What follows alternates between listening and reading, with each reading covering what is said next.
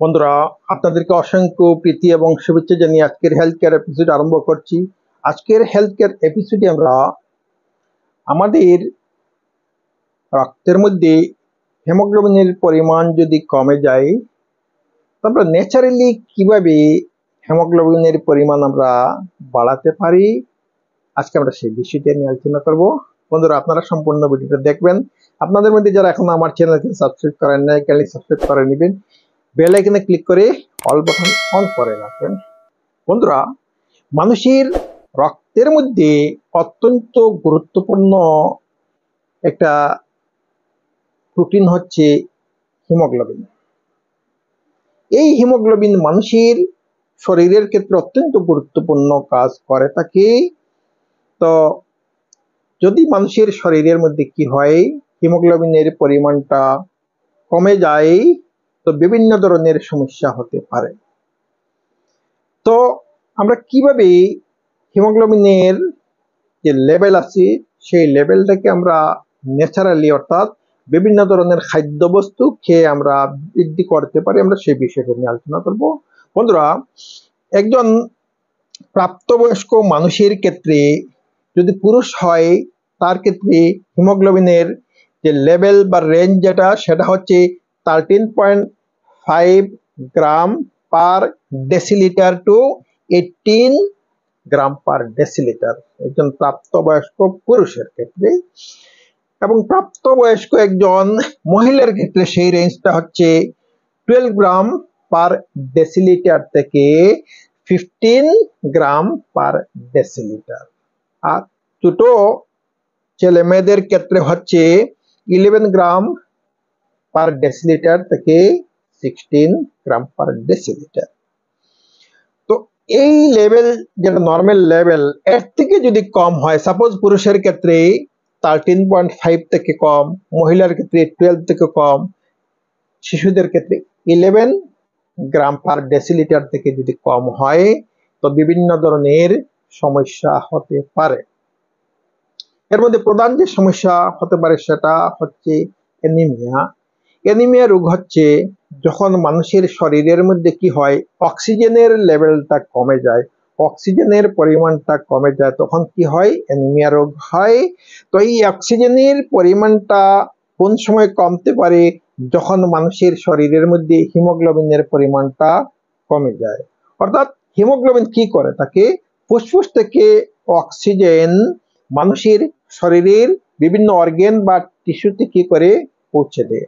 আবার সেই সমস্ত অর্গান বা টিস্যু থেকে কার্বন ডাই অক্সাইড রিটার্ন কি করে আবার ফুসফুসের মধ্যে নিয়ে আসে। তো আমরা যে কার্বন ডাই অক্সাইড আমরা কি করি, আমরা প্রশ্বাসের মাধ্যমে শরীর থেকে আমরা বাহির করে দেই।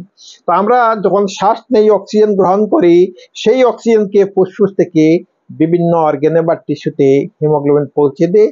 আবার সেই সমস্ত অর্গান থেকে কার্বন ডাই অক্সাইড কি করে ফুসফুসের মধ্যে নিয়ে আসে, যেখান থেকে কি হয়, আমরা যে শ্বাস ছাড়ি সেটার মাধ্যমে শরীর থেকে বের হয়। তো যদি হিমোগ্লোবিনের পরিমাণটা শরীরের মধ্যে কমে যায়, তখন কি হবে, মানুষের শরীরে অক্সিজেনের পরিমাণটা কমে যাবে। তো যদি দেখা যায় যে বিভিন্ন টেস্টিং এর মাধ্যমে, ব্লাড টেস্টের মাধ্যমে দেখা গেছে যে কোনো একজন ব্যক্তির ব্লাডের মধ্যে হিমোগ্লোবিনের পরিমাণটা কমে গেছে, এখানে যে রেঞ্জ উল্লেখ করা হলো সেই রেঞ্জ থেকে কি নর্মাল রেঞ্জ থেকে কমে গেছে, তখন সেই ব্যক্তি কি করতে পারে, naturally without using medicine he can take the help of various fluids or foods. তো মেডিসিন না নিয়ে বিভিন্ন ধরনের ফল বা সবজির কি করতে পারে, শাকসবজির হেল্প নিতে পারে, তার সেই যে নর্মাল যে হিমোগ্লোবিনের রেঞ্জ সেটাকে বৃদ্ধি করার জন্য।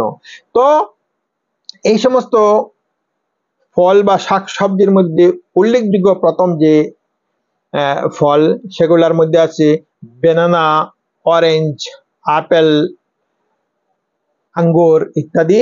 তো এই সকল যে ফল, এই সকল ফলের মধ্যে কি ভিটামিন সির পরিমাণটা যথেষ্ট বেশি, আয়রনের পরিমাণটা বেশি।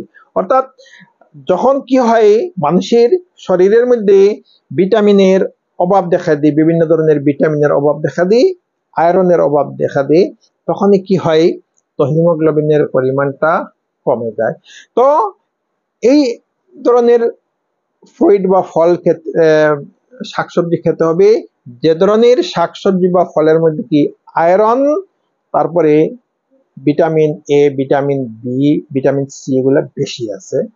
তো বেনানা, অরেঞ্জ, আপেল, গ্রেপস এগুলোর মধ্যে কি ভিটামিন সি আছে, তারপর কি আছে আয়রন রিচ ফ্রুটস এগুলা।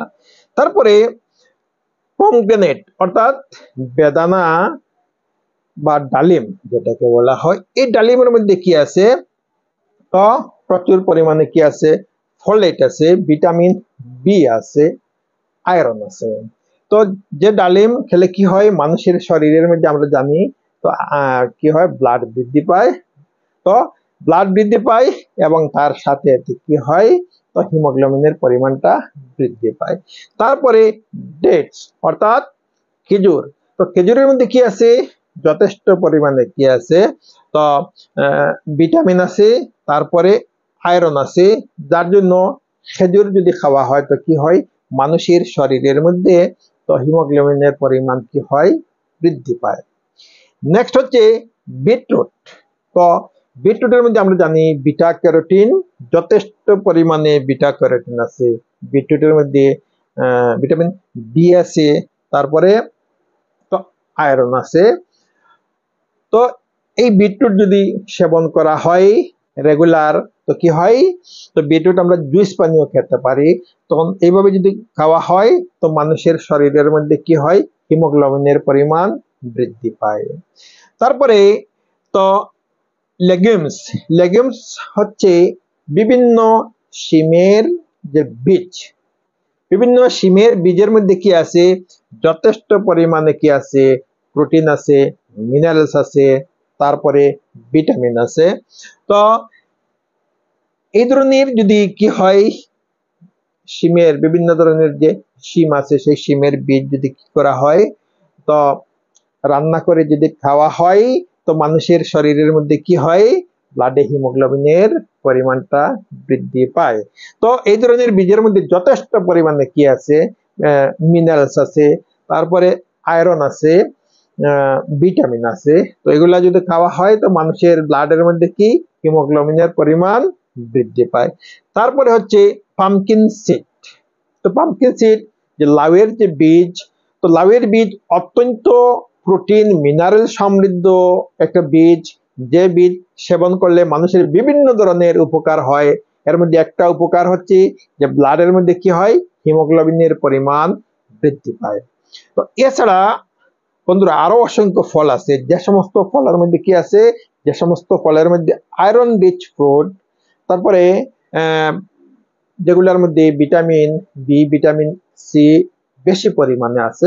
তো ভিটামিন বি সমৃদ্ধ, ভিটামিন সি সমৃদ্ধ, আয়রন রিচ ফ্রুটস বা ফুড যদি খাওয়া হয় তো কি হয় মানুষের শরীরের মধ্যে তো কি হয় হিমোগ্লোবিনের পরিমাণ বৃদ্ধি পায়। বন্ধুরা যদি টেস্টিং করার পরে দেখা গেছে হিমোগ্লোবিনের পরিমাণ কম আছে তো সতর্ক হবেন, মনে রাখবেন হিমোগ্লোবিনের পরিমাণ যদি শরীরের মধ্যে কমে যায় মানুষের কি হয় শরীরের মধ্যে অক্সিজেন ডেফিসিয়েন্সি দেখা দেয়। তো অক্সিজেন ডেফিসিয়েন্সি যদি বেশি পরিমাণে হয় মানুষ মারা যেতে পারে। এই জন্য সতর্ক হতে হবে। টেস্টিং করার পরে যদি দেখা গেছে কি হিমোগ্লোবিনের পরিমাণ কমে গেছে তখন ন্যাচারালি ডাক্তারের পরামর্শ নেওয়ার সাথে সাথে আমরা এই সমস্ত ন্যাচারাল ওয়েতে আমরা কি করতে পারি শরীরের মধ্যে হিমোগ্লোবিনের পরিমাণ বৃদ্ধি করতে পারি। তো বন্ধুরা ভিডিওটা ভালো লাগলে আপনারা লাইক করবেন, আপনাদের মধ্যে যারা এখন আমার চ্যানেলকে সাবস্ক্রাইব করেন নাই কাইন্ডলি সাবস্ক্রাইব করে নেবেন, বেল আইকনে ক্লিক করে অল বাটন অন করে রাখবেন। তো আজ এই পর্যন্ত, থ্যাংক ইউ সো মাচ।